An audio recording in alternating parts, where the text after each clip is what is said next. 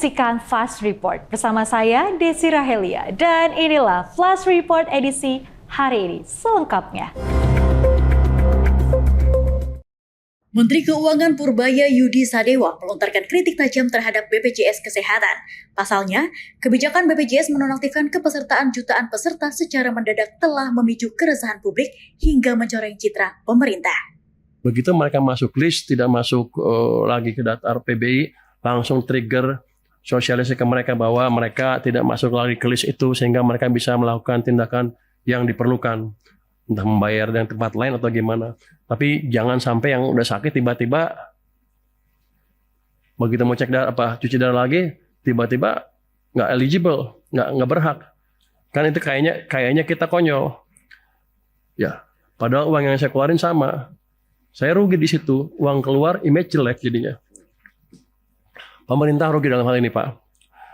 Kemudian masukan dari kami adalah penentuan jumlah PBI dilakukan dengan hati-hati dan terukur dengan mengedepankan ketepatan sasaran, kemudian akses layanan, dan menjaga keberlanjutan program JKN. Tadi kan kalau ditanya ada nggak ruang untuk ngisi orang-orang tadi yang nggak masuk, kan ada. Kan masih 96 juta sekian kan, targetnya 98.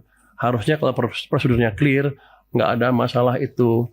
Jadi masalahnya adalah masalah operasional, masalah manajemen, dan masalah sosialisasi yang harus bisa dibereskan secepatnya. Menghadapi polemik tersebut, DPR RI bersama pemerintah akhirnya sepakat akan menanggung penuh iuran BPJS Kesehatan peserta PBI 3 bulan ke depan selama masa transisi. Pemerintah juga menegaskan seluruh layanan kesehatan bagi peserta PBI tetap berjalan. Langkah ini diambil untuk memastikan hak layanan kesehatan masyarakat miskin dan rentan tetap terlindungi. DPR dan pemerintah sepakat dalam jangka waktu 3 bulan ke depan, semua layanan kesehatan tetap dilayani dan PBI-nya dibayarkan pemerintah.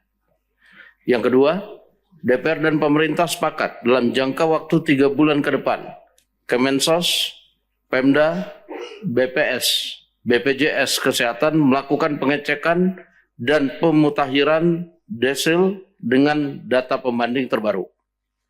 3. DPR dan pemerintah sepakat untuk memaksimalkan anggaran yang sudah dialokasikan di APBN secara tepat sasaran dan dengan data yang akurat. 4. DPR dan pemerintah sepakat agar BPJS Kesehatan aktif melakukan sosialisasi dan memberikan notifikasi ke masyarakat apabila terjadi penonaktifan kepesertaan PBI dan PBPU Pemda.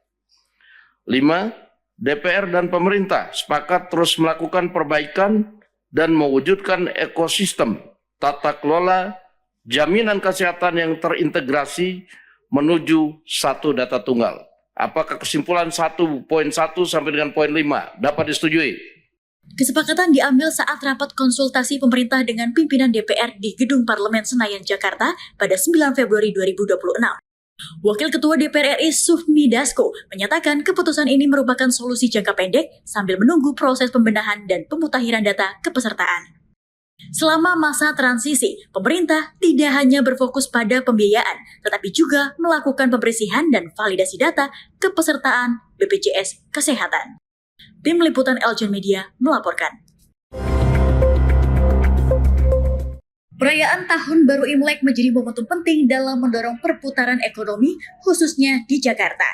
Dalam acara Kick-Off Jakarta Lunar New Year Festival 2026 di Emporium Pluit Mall Jakarta, Sekretaris Daerah DKI Jakarta Uus Kuswanto mengungkapkan perayaan keagamaan dan budaya memiliki peran strategis bagi masyarakat Jakarta. Selain momen kumpul bersama keluarga, perayaan juga mendorong peningkatan aktivitas belanja dan konsumsi masyarakat.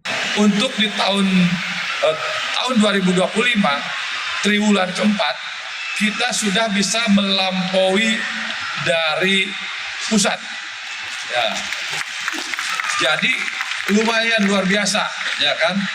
51,721%. Jadi loncatan yang luar biasa. Lebih kurang hampir 3%. Ini menunjukkan bahwa perkembangan ekonomi, pertumbuhan ekonomi di Jakarta luar biasa. Salah satu penyumbangnya diantaranya adalah Mall Pluit Imperium yang sama-sama kita hadiri pada kesempatan baik ini. Nah, lanjut Bapak Gubernur juga menyampaikan kenapa pertumbuhan ekonomi yang ada di Jakarta meningkatnya cukup luar biasa. Berdasarkan rilis data Gubernur DKI Jakarta, pertumbuhan ekonomi Jakarta pada triwulan ketiga 2025 masih sedikit berada di bawah rata-rata nasional. Namun, pada triwulan keempat 2025, pertumbuhan ekonomi Jakarta berhasil melampaui pertumbuhan ekonomi nasional dengan pencapaian sebesar 51,21%. Menurut UU, capaian ini tidak terlepas dari kontribusi berbagai pusat perbelanjaan yang aktif menggelar event berskala besar dan salah satunya Emporium Pluit Mall. Sigit Purnomo, Aljon Media melaporkan.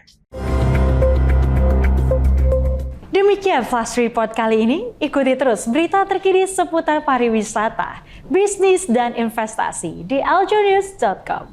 Jangan lupa follow Instagram @aljonews. Saya Desi Rahelia, sampai jumpa.